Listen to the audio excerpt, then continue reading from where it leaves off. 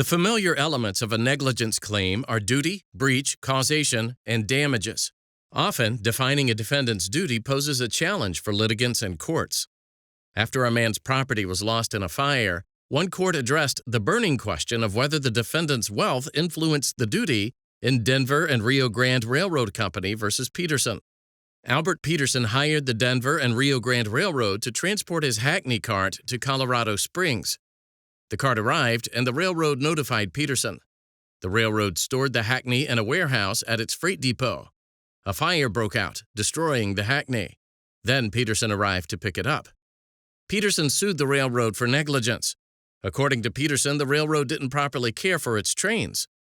At trial, two girls testified that they saw one of the railroad's locomotives, number 553, just before the fire.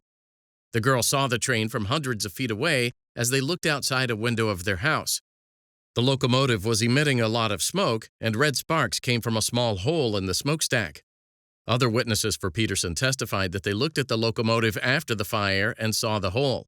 But the railroad produced testimony and records that showed locomotive 553 wasn't used near the location of the fire that day. A different locomotive, number 554, was.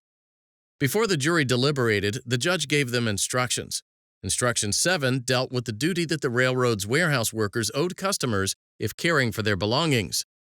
The judge told the jury that the workers owed a general duty and stated that the jury could consider the value of the property that the workers would likely handle.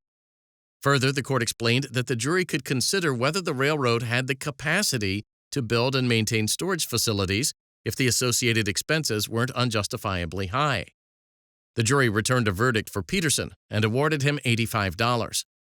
The railroad appealed, claiming the judge made several errors at trial.